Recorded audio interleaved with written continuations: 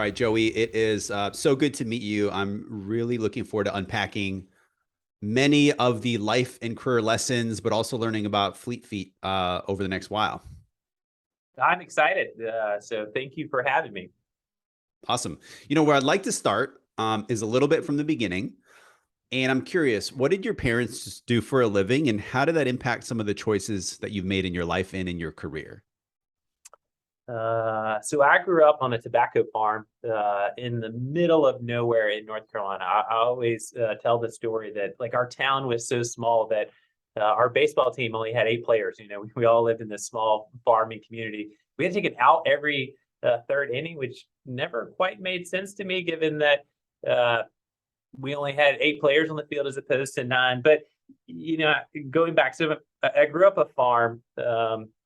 And that was like really insightful and probably impactful for me. Like I watched my father and how he ran the business. And man, farming's hard work. I mean, it's 6 days a week, sun up to sundown. And when you're the son of a farmer, that means that you're sun up to sundown. And all through school, like whether I mean, I can remember as a little kid just going out there with a hoe and like chopping weeds. And like that's my earliest memories from like kindergarten through like college is working on the farm. So we had tobacco, cattle, trees. Um, and then my mother was a home ec, so extension service, but later got a grant. And so she started a senior center, which was always like really cool for me because, like for my father, I got to see like how he ran a business. And like there was lots of insights of, I sometimes tell this story where it would be raining. And so like, and everybody would be sitting around. And in my head, I'm just thinking, okay, well, there's 20 people sitting here, under the barn, waiting for the storm cloud to go by. We're only going to work for another hour. And like, you do the math of 20 people times, how much they're making an hour. I'm like, why don't we send these people home? And, my dad would always say, well, like, it means a lot more to them than it does to me. And like, we need them to be successful, in this business. And I don't honestly believe that I truly understood that, at that moment in time. And it probably wasn't until like maybe into my 30s until like I fully grasped, almost like a people first kind of concept. And so, so that's what I kind of took away from my father. My mother, it was like, well, how do I give back? How do I be a part of my community? And like, how do I make a difference? Like I could do something, that's fulfilling, or like I could go and write a grant and, secure over $1 million,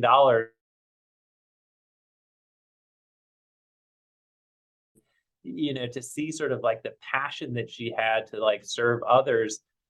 I just thought was pretty incredible and inspiring. And it still inspires me. I mean, Fleet Feet is one of those organizations where we do believe that business can be a force for good and that like we can leave our communities in a better place. And, I look back to my mother and like, I mean, she would love Fleet Feet, from that because it really is like what she aspires personally.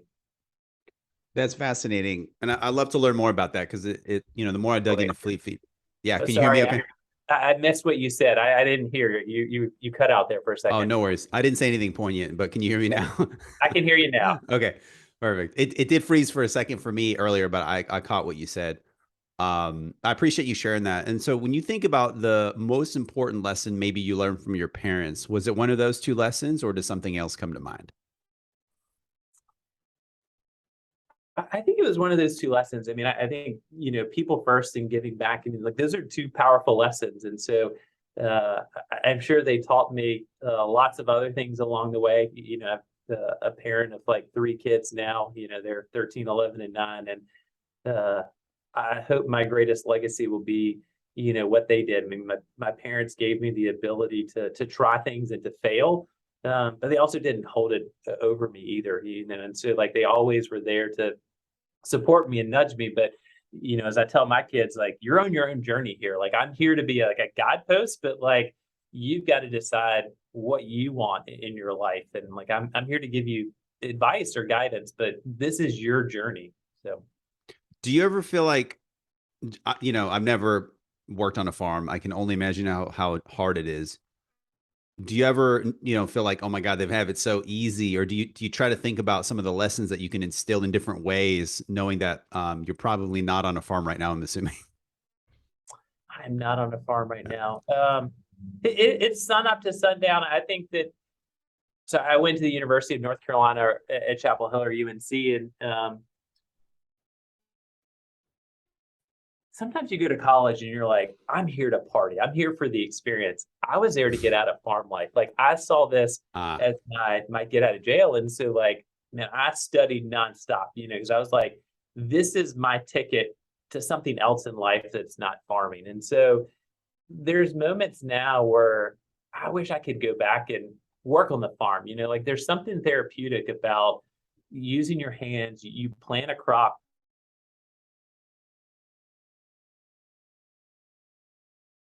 Hey, like Fleet Feet, it's a circle and it never stops, right? And it just always continues to go. Whereas like in farming, like there's seasons, right? Like there's the planting and then there's the harvesting. And so like there's closure, to some degree. And so I kind of miss that element of farming.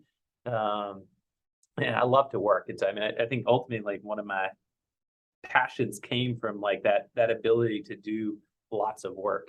So, that's really cool. And so I think about the time when so you graduated, right? Did you major in accounting? Is that I majored in business, finance? and then I went and I got a master's in accounting afterwards. And then after that, I took a job at one of the big five accounting firms, which is now the big four. But I went to work for Ernst and Young, and I did that for probably 4 years. I loved Ernst and Young, so I was in the tax consulting division. Had a small team, but you're one of like 80,000 people, and so like while the work was really interesting, like I did a lot of R&D tax credits. So I traveled the country. I met, whether it was scientists or people who were doing R&D, and then I wrote up how they were doing R&D so they could get a tax credit. But you got to see lots of different businesses and like how they work. And one was like a towel manufacturing, to one was like a software company, right? Completely different. And then you had drug manufacturing. So lots of different industries. But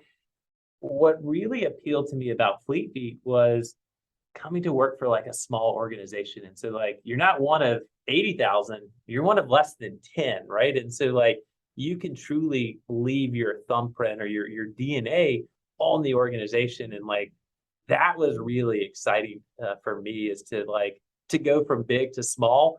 I think I told you before we stopped or started, recording this conversation, that my parents looked at me like I had two heads. They're like, "You're gonna leave what to do what?" And like they can't even say Fleet Feet, And so, and they're not runners, and so, uh, honestly, I thought, oh, I'll do this for like a year or two. I'll get the experience, and then like I'll move on to something else in my life. And so, I'm now almost 20 years in. I'm celebrated 18 years on April 26th, and I don't know what I would do if I didn't work for Fleet Feet.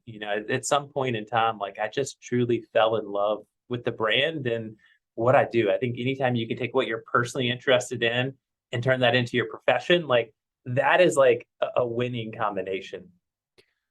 At that point in your life when you were at EY, what was your relationship with running like at that point? You're in your mid-20s, I imagine. Well, if you want the somewhat longer answer, and I'll keep it condensed, but I was an avid runner, but my wife is the real runner in our family. I mean, she's the one who, even today, runs 60 miles a week, is always doing a marathon. And so my Wow. wife was in medical school at UNC Chapel Hill. So she did 2 years for Teacher America, then was in medical school. So I was the only one who was making money. We're paying for medical school. And so she was spending all of this money at this little running store called Fleet Feet. And so I'm like, you got to get a job there. Like, we can't afford your running lifestyle. So she gets a job at Fleet Feet purely for the employee discount. She may work 6 hours a week. And so, like, whenever she got paid, which at that point you got physical checks, like they'd be thumbtacked up at that moment in time. And so, like, she would just cash the check, in the drawer and take out product. And so, at some moment I realized that Fleet Feet was more than just this running store in Carrboro, that there was like 40 of these across the country. And not only that, like there was no real financial person. So I'm trying to convince them that like they need to hire me. Now I showed up coming from Ernst and Young, like I'm wearing like a jacket, I've got like pleated pants, like they kind of look like I am today. Like they got t-shirts, cargo shorts. And so like we kind of looked at each other like, is this going to work or not? And at some point, like they just took a chance on me and I took a chance on them. And so, um, I don't have a great answer for sort of like how I think in life, at some moment you just have to take a leap, right? And you have to take a leap of faith that like it's going to work out. And so in this process, I talked about like my parents thought I was, wild idea. I'm not even sure that my wife thought it was the greatest idea. She kind of liked Ernst and Young too. And so, but I think in moments like even as leaders, and I can equate this to business as a whole, you always like want to play it safe. And so, and the longer you go in something, like the more you want to play it safe. And I just said, hey, like I'm going to take the leap, and I'm going to just see what happens, and like I'll hit the water, and then we'll start swimming. And if it doesn't work out, like we'll figure out how to swim to shore. And so that's kind of like the story. Often I will share, and I still have it in my office. This is like the money bell. Like our company didn't make a lot of money. We had the money bell, and so we'd ring the money bell if we took in more money that week than our sort of like expenses, because that meant that everybody got paid. And we were such a simple company that we only had two rules. You answer the phone by the second ring, because we wanted to, at Fleet Feet, we aspire to be like a service oriented brand. And so like we wanted to have that same service within our corporate office. And you took your trash on the way out because we couldn't afford a trash service. And so like those were our company rules, right? And so very simple company to work for in that aspect. But quickly, if I fast forward, what I really enjoyed about Fleet Feet is you're just thinking, hey, simple company, you sell shoes, but like we were really progressive in sort of our thought process. So you think of like 2003, 2004 timeframe. At that moment in time, like we were starting like a national-wide fit process. So we wanted consistency in all of our stores, which you would expect. And like that's evolved over time.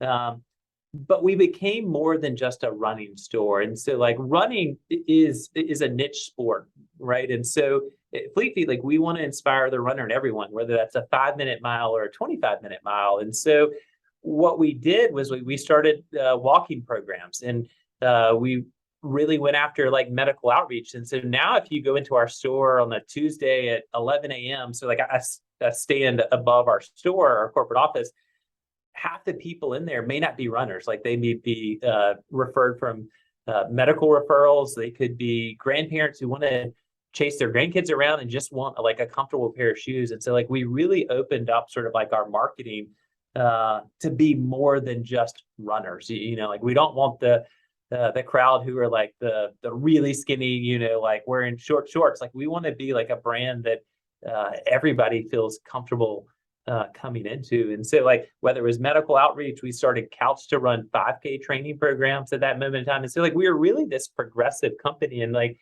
that's what inspired me, along with being a part of like a small company where what you did, you could see like the impact. And so I think going to work for an organization where you see like a problem and you can solve the problem, that is really powerful, right? Like that motivates you. And so for me, I traveled the company early on. So my wife was in medical school. I oversaw Nicole, who is our financial person, the nursing student. So like I oversaw her in Sacramento. So I've traveled to Sacramento, but then the rest of the time, like I didn't have anything to do, because our company was so simple. So like I just started traveling and visiting stores, and like that's where like I just saw like a problem. And so like one of our problems is like we didn't have great bookkeeping in our stores. And so I couldn't find local bookkeeping services. Our system is franchises. And so at that moment in time, like I created, out of thin air, a program called CFO in a Box. So if I can't find a bookkeeping service, then I can create one. And so, at its heyday, we were doing the books for over 100 stores. We'd employed 15 people, and we had sort of like our own in-house accounting firm that was doing bookkeeping for our stores. And like, so that's where I talk about, And you that know, worked? Like it worked yeah, so okay? we ran it for maybe 15 years. Um, and nothing like that existed, and like we were pretty cutting edge. We stopped the service, 2 years ago. Like you can now find local bookkeeping, and like the technology kind of surpassed where we were. And so like the need didn't exist anymore. But that's what I just really like being at a place where you see a problem and you're given the freedom to solve it. And like that's what really inspired me to continue on at Fleet Feet. So And so the footprint now, is it about 250 stores, roughly, give or take? It's pretty big. I mean, compared to when you started, right? so we have 253 stores as of today under the Fleet Feet brand, and then we acquired a brand here back in August called Marathon Sports that has 18 stores, but it operates under the Marathon Sports brand name. Okay. But as I said, I mean, we started in Sacramento, California, so we're in 40 states, across the country. Most Time. Okay, and most people know when you say franchise, they know like how Chick-fil-A works, right? Like, somebody buys a Chick-fil-A and that, but how does that function in a retail environment, specifically around running? Like, do the ideas generate from Fleet Feet and then you empower the folks who are the franchise owners? And do you have like a number of corporate stores? I'm curious just what that looks like. So our mix is about 40-60. So 40% are company owned, 60% are franchised. I like to equate it as this: like we talk about how do you become like hyper local at scale. And so like what we want our franchisees to be is like the mayors of running within their communities. And like, so they're really responsible for the shoe all forward. And so that's the employee experience, the customer experience, and the community and our community partner experience. And so like what we do is like we're shoe all backwards, sort of like that infrastructure, like we're the at scale. And so like we don't need 250 SEO copywriters. Like we just need one or some collection of that. And so like, so that's sort of like how like we like to think about it. Your question is a good one, is where do ideas originate?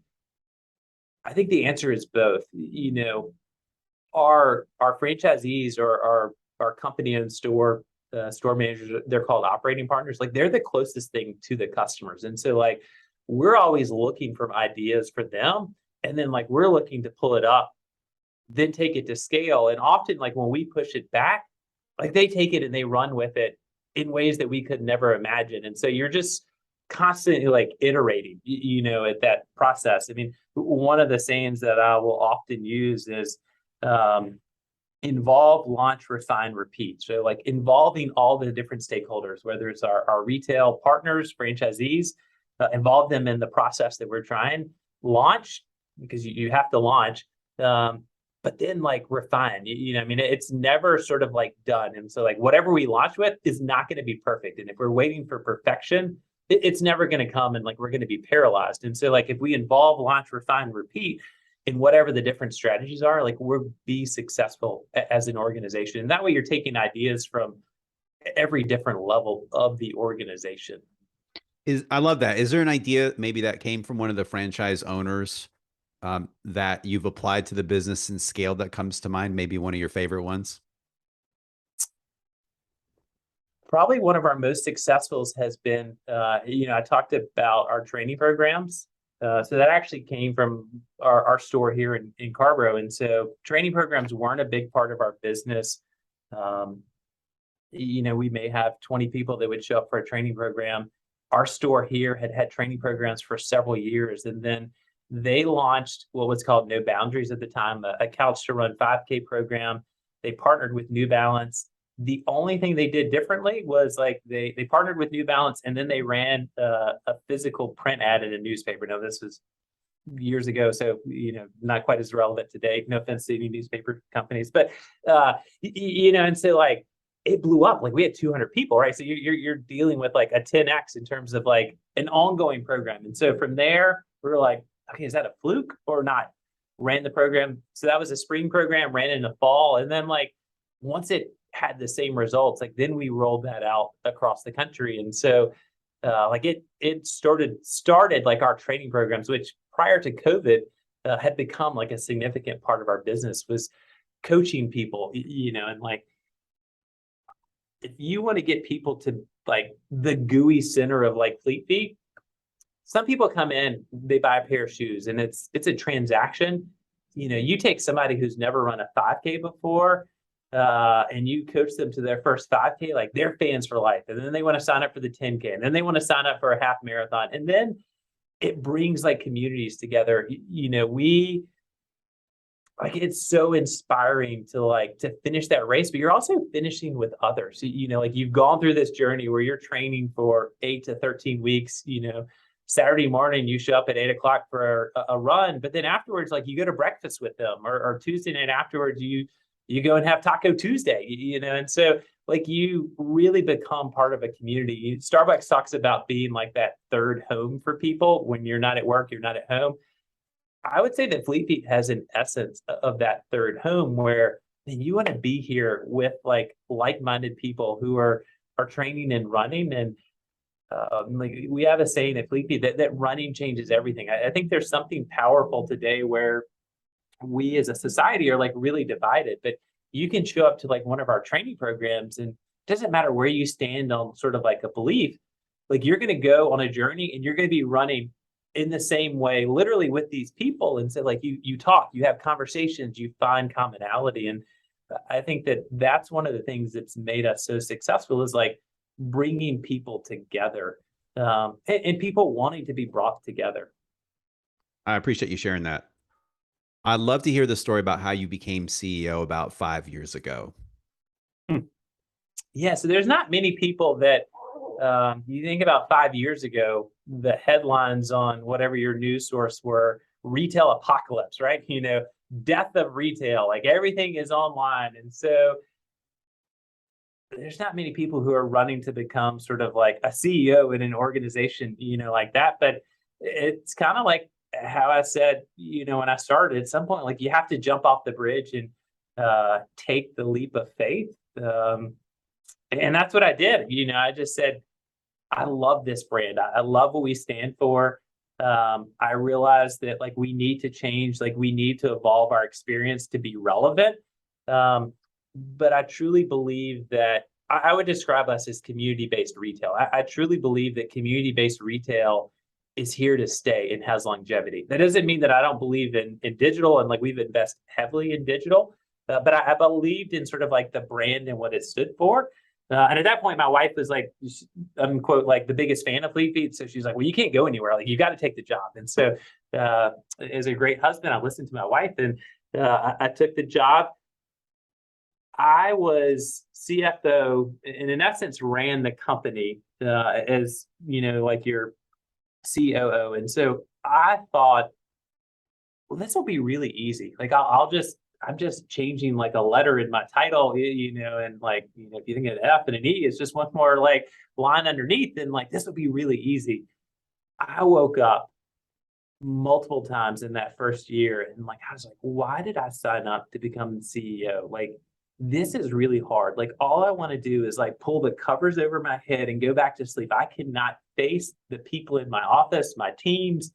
Like, why did I sign up for this? And it probably took me 3 years to really become comfortable, like being the CEO. And there's probably days now that I don't have those days like that I did early on. That like, there's still days where I think that, I have a little more confidence than I did back then. But we made several changes. I mean, I talked about like the retail apocalypse. Like, we brought in like a 3D camera into our fit process. So before it was brand devices, like we would take measurements.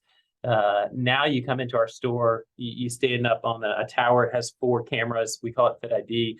And it does like a 3D rendering of your foot. And so at the time, like we were probably the leading edge of retailers that were bringing like that level of technology. I think 2017, 2018 timeframe. But we talked about like wanting to show customers their feet the way that we saw them, right? Like we're leaning over the customers, like looking at their feet.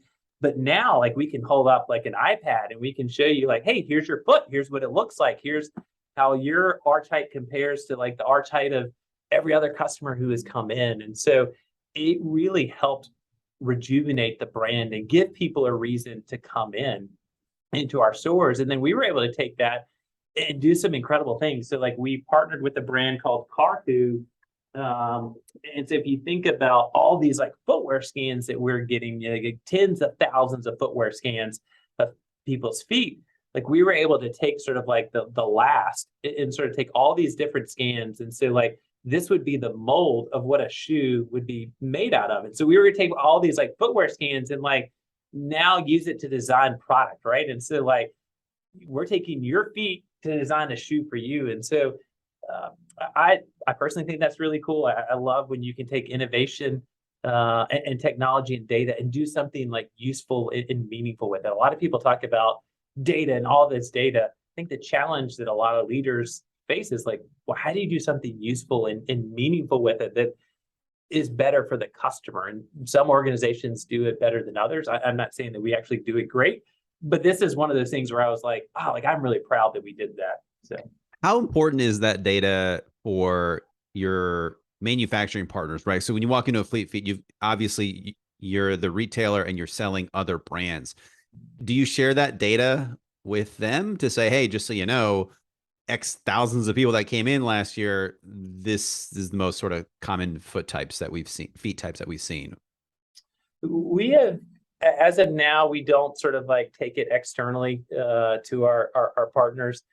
Um, I did not see this like when we started, but probably the biggest benefit to us, you think of retail and like retail turn, you know, the employees. And so when that employee leaves at Fleet Feet, like they're taking all that knowledge. So, you know, we've got hundreds of shoes in our stores. Our employees realize that, you know, some it's wide in the arch, you know, some it's narrow in the heel. And like they understand, like, I can look at your foot and I can start to recommend shoes for you. And so, but when that employee is no longer there, like all that knowledge is gone. And so we didn't quite appreciate this. And it took us some time. Is like, we now keep that knowledge, right? Because like, so we match up like your footwear scan to like your shoe purchase. And so like we could start to recommend shoes to you based off of other people with like feet, you know, or we could say, hey, like I'm really interested in this New Balance 880. And we could be like, well, it's going to be a great fit or it's going to fit too loose in these spots based off of like our data. And so like it's really kind of powerful. And so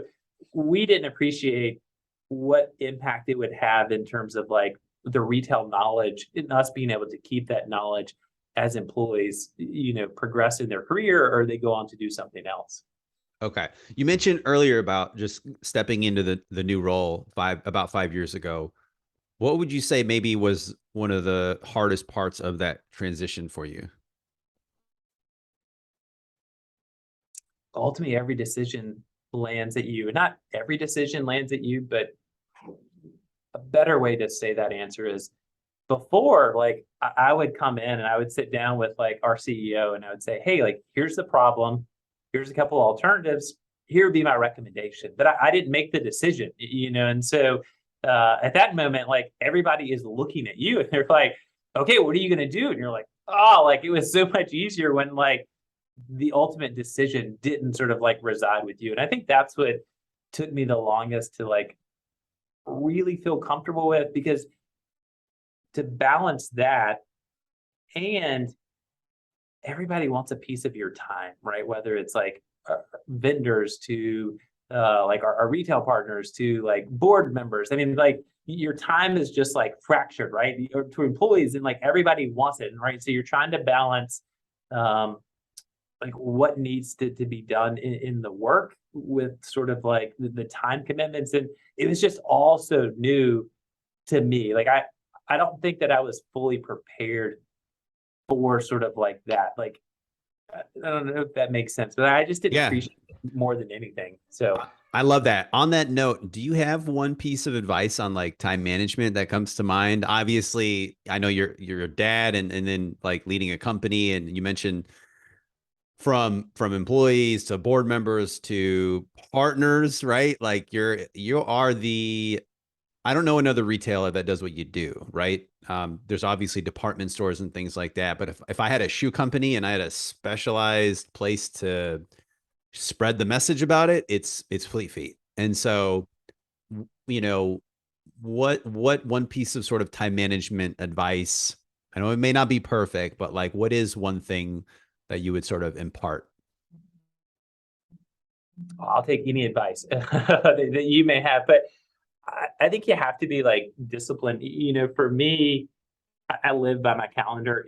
So if it's not on my calendar, it doesn't exist. And so like, I, usually like that's my greatest marital strife is like my wife will expect that I'm somewhere. And I'm like, it wasn't on my calendar. She's like, well, I don't usually, there's some profanity, like have access to your calendar. I'm like, well, just send me a calendar invite. And like, she's like, well, we don't do calendar invites in the medical world, Joey. Yeah. And so I live by my calendar, but I think you have to be disciplined. I mean, what's not in my calendar, but is in my head calendar is like, if I'm in town, like I want to be home at 6 p.m. because that's what time we eat dinner. And so like at 5:30, there's an alarm that goes off on my phone that like, hey, I need to be headed out of the office and making my way home because that's important to me to like spend time with my kids when they're still sort of like young. It's important to me that like I get up and run in the morning because I need that time for myself. I've tried meditation over the years and it's not for me. But like my form of meditation is, if I can go out and I can run for an hour in the dark by myself and let my thoughts, just go, it just rejuvenates me. And so like I have anchors, whether it's, a 5 a.m. run to a 6 p.m. dinner, and then I live within the calendar in between that. I love that. Have you ever seen that book, like What I Think About When I Think About Running? Like, it reminds me of that. Uh-uh. It's I'll have to send you a link to it, but it's almost like that sort of meditation of running, and it sounds like you're getting to kill two birds with one stone. One of the questions I was going to ask you is like, you know, you're obviously ambitious career wise, and so how do you show up as the best parent at work and at home? And it sounds like building some of these guardrails at dinner time when you're in town and making sure you're creating the space for you to take care of yourself because thinking about if you can't take care of yourself it's hard to take care of others. So that's really cool for me. The I'm like I have time management books, but it's still something I struggle with. But for me personally, when I have a hard time, when I feel like I don't have time to do something, I usually revert back to writing down my day and like, what did I do? Half hour. I just take inventory of it on paper. And it's probably one of the first practices from Laura Vanderkam. She's one of those time management gurus. And she literally writes every 15 minutes of her day down. And so it just makes me realize the things that, could have been maybe postponed or the space that I had, but I didn't realize. But yeah, no, I appreciate you sharing that. Yeah. So you didn't ask this question, so I'm gonna go on the tangent. You can tell me Go to for it. stop going on tangents. But so prior to COVID, I would travel a lot, and so like I love to read, but I'm a skimmer of books, and so like one of the best places to skim is at the airport. There's books. You're just waiting for time. And so like one of the best books, and I wish I'd actually bought this book, but it just had this advice as a parent where like you need to create sort of like repetition and sort of like consistency in like what you do and then name it. And so like the example that like we kind of adopted is no bath Friday. And so like every Friday night, our kids don't take a bath. So they take a bath the other 6 days a week. They don't take baths on like Friday night. And so it's no bath Friday, pizza and a movie. And so like that's what we do. And like the author goes on to say like they're not going to remember most things growing up as a kid, but those things that you do consistently, and if you can name it, 30 or 40 years from now, they're going to remember like, oh, you remember like No Bath Friday, and like how fun it was. And so like, that's like one of those things where I was like, oh, that's a really great idea. I wish like I'd gotten the book because if that was the only thing I took away from it, but I'm sure it was full of like other ideas. And, we've been doing that now for, I don't know, maybe like 5 years with our kids and like, they really love it. So. That's really cool. I appreciate you sharing that. Yeah, we have like movie nights usually. It went from Fridays. It would just be really late, and the kids are still pretty young, so we moved it to like Saturday mornings, so they can sleep at the same time for now. But that's really cool.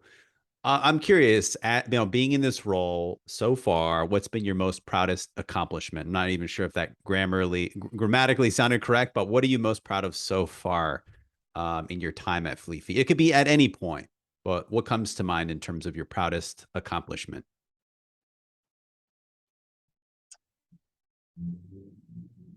One of the things that I really love about Fleet Feet, and probably how I would answer my most proud. And as I was standing here, I was looking at myself and I realized, so this was our old logo. Oh, I've got it all. Okay. So this was our old logo. So we were Fleet Feet Sports, and then there was a city name underneath it. And so it had been like that for 30 years.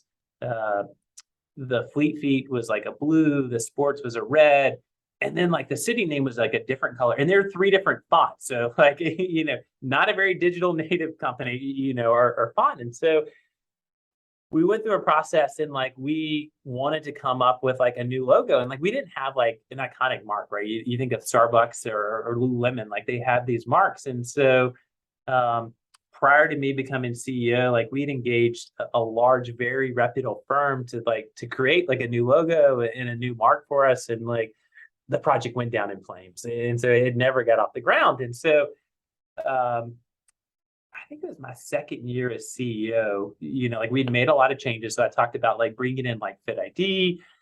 We had really gotten back into talking about vision, mission, core values. And so like we wanted to sort of like hammer it all home. And so we're like, we're going to change the logo. And so like, it's either going to be the thing that like makes me or sinks me. Maybe it won't make me, but it'll definitely sink me if I screw it up. And so, so we created this. So it's like Fleet Feet, it's just, we drop sports. It's one.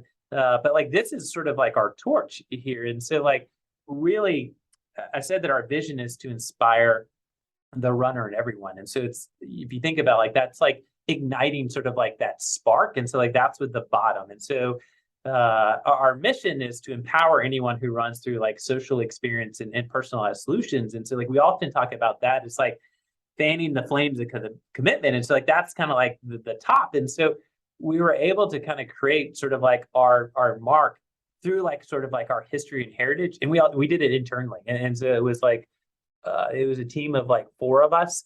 Our creative team, like we did not bring in, unlike where I said like involve, launch, refine, repeat. I took the opposite advice, and like we didn't tell anybody because like we didn't want too many cooks in the kitchen, and so like we unrolled it at our national conference. So room full of 300 people. Nobody had ever seen the mark. Wow. Like, this is really risky, because like we're asking people to change like exterior signage, like rebranding all their stores, and tens of thousands of dollars. And so it worked out. So I would say that's probably the thing that I would be most proud of.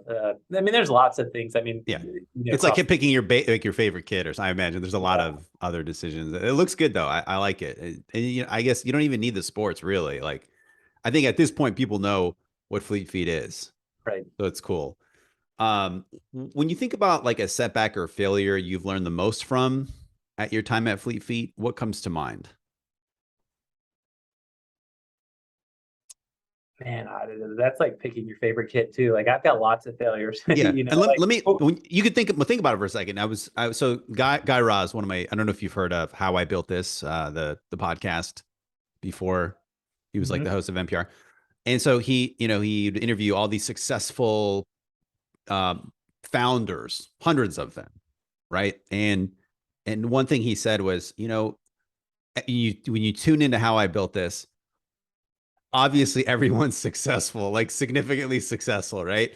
But he said it's really like the failures, I feel like, where we often it's sometimes the most interesting, and that's where we learn the most. And so I was curious, through your time there, you've got to make big decisions that mean a lot, because you don't have the Nike budget maybe to just sort of test and fail all the time. And I'm curious, like, is there a moment that might have been a setback where you feel like you learned a lot from? I'll be a contrarian, so I'll give you something that may seem small, but hopefully I can tie it in. And so one of the things that I preach at Fleet Feet is like fail fast, fail forward. Hopefully we fail frugally. And so, but if we're not failing, we're not innovating. And and so like you have to embrace failure. So I'm going to pivot slightly. So like I talked about CFO in a box. It was like this accounting program that we started at Fleet Feet. And so like back then, all these invoices used to come to us. And so one day I walked into one of our accountants, Chad Gentry. I walked into his office and I'm like looking at his desk, and his desk is like full of mail, right? And so like USPS, UPS, and like FedEx. And so at that moment, like I'm just seeing like, okay, well, this cost us like $7.10 to get here. This cost us $2.30. Because at that moment, like they all printed the price on the package. And like, I'm just thinking as my accountant, like, man, like we should do a study, like, hey, like this person sent us 20 invoices and it cost X per invoice. And like we should tell the stores, like, what's the most efficient way to send us product? And so I said it out loud to Chad. It was a throwaway comment. I did not actually mean that. And so fast forward 45 days later, Chad, knocks, on my door. He says, hey, can I speak to you for a second? So he comes in and he sits down, and he has cataloged for like the last 45 days, all the invoices. And like, he has come like with a recommendation. And I was like, I just didn't know what to say because I was just so miffed. And so like, I'll go back. It's not necessarily a failure, but it was like one of those powerful moments. And like the higher up you go in leadership, like you really have to like couch your words carefully, or to like know your audience, because like what you think may be like a throwaway comment, or you're just like, hey, I want to like spitball ideas, but like I don't want my idea to like, I'm just looking to brainstorm here. Like this isn't something I wanted to act on. And so like to be very intentional with the audience in like what you're saying and what your message is. And, I think as like CEO, there isn't a brand message. Like whatever you say is the brand message. And so like you're not staying on brand message, like you are brand message. And like you have to like realize that at every level, whether you're meeting employees, like what you're saying to like how you're interacting with like the outside world. That's cool. I appreciate you sharing that. I've got about five or so questions. Maybe we can power through. I'd love to get your take on. Okay. It's okay. All right. When you think about a business meeting, a board meeting, whatever it may be, do you think there is such a thing as over preparing? Why or why not? I would say you can't over prepare. It's kind of like if you want to show up and run a marathon and you never did the training, like it's going to be a pretty miserable experience. And so, like I've always treated whether it's a business meeting or a board meeting to like really like shine, right? I mean, like you're asking whether we're going to meet with like New Balance or Saucony or Nike, like you're asking them to invest in you, right? And so, or you're asking the board to invest in you. And so like traditionally, like when we would have board meetings, like we do dry runs and we do rehearsals and we make sure that everybody is prepared. And like you want to know, okay, well, what's coming in the sequence and like what are the possible like questions that could be asked. And you want to make sure that your people like shine. For us, like board meetings are like exciting moments where you're showcasing like all the success we're having, but the success comes from like our people. And so like you want to put your people in a chance that they feel comfortable and they are going to have that chance to shine. And so I think that you have to be prepared for that. And the only way to prepare is to actually like practice and get good at it. So I agree with you, and I'm glad you answered it in that way too. And I love the sort of the tie into running. You probably seen like David Goggins. Have you seen his book, his like memoir?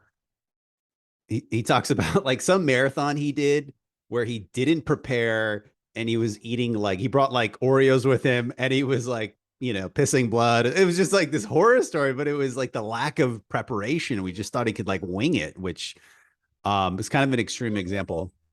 But just for the record, so if your listeners are listening, like that's not a typical marathon experience. So let's not talk people out because they're going to be eating Oreos and like getting blood out of their body. Like that's not the experience that we aspire for at Fleet Feet. Totally.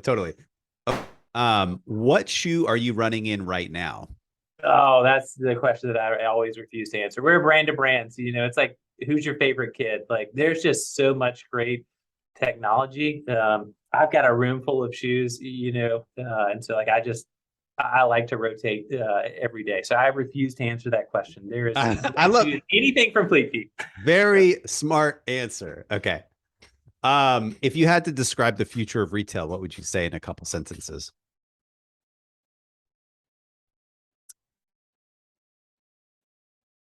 what I hope, and so maybe not what I think will happen, but what I hope happens is that there remains a place for like community-based retailers. Where I talked about like Fleet Feet can be ingrained in the community, can be like that third place that embraces both like a physical and a digital world. Like I like to buy on Amazon as much as the next person, but I really love to go in and like have somebody that I can talk to and gain their insights and knowledge. And so I hope that there's a balance between those two things and like that not one side or the other wins out.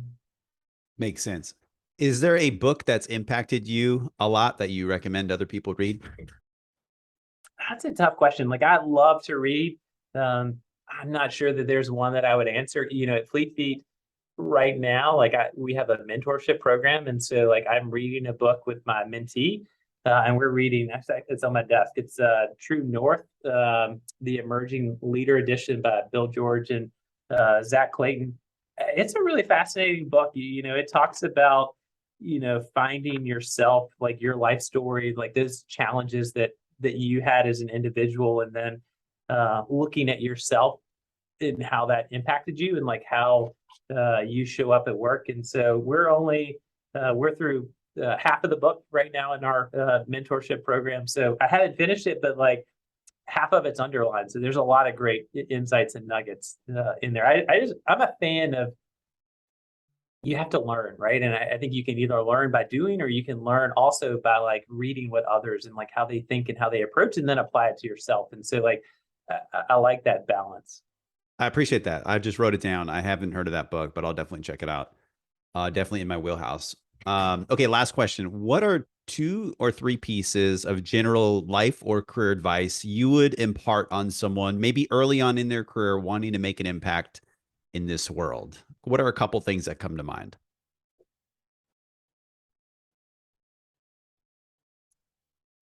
I think early on in your career, one piece of advice that I would give anybody is feedback is a gift, right? And so, like, if somebody is going to take the time to give you feedback, if you approach it with the mentality that feedback is a gift, that they're doing that to make you better, or maybe it's a customer and they're yelling at you about like your product really is like horrible. Like ignore sort of like the tone and the messaging and how they're delivering the message, but like listen to the message. Is there underlying like truth in that you can learn from? And so I think it's that shaping that perspective. There's many meetings where like somebody's like yelling at me about like, you did this wrong, and I'm like, feedback is a gift, feedback is a gift, feedback is a gift, feedback is a gift, but it's like, if you can do that and you can have that mentality, it kind of changes your perspective. And there's always nuggets of truth in anything. And so it's all about your perspective. And so I think early on, not only like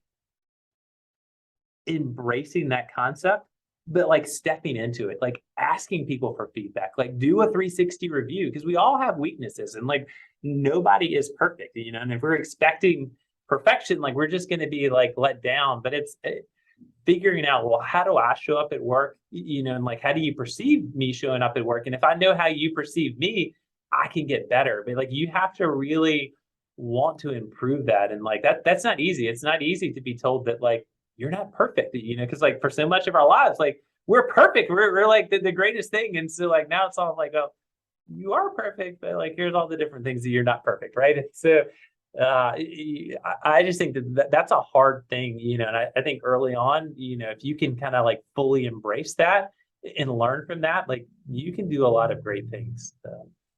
Awesome. Well, this was great, man. I appreciate it. I think we can cut it. Hopefully not having the questions, makes you sort of think in the moment, but I think, you did great. I appreciate just the thoughtfulness of your responses, and you leaned into it.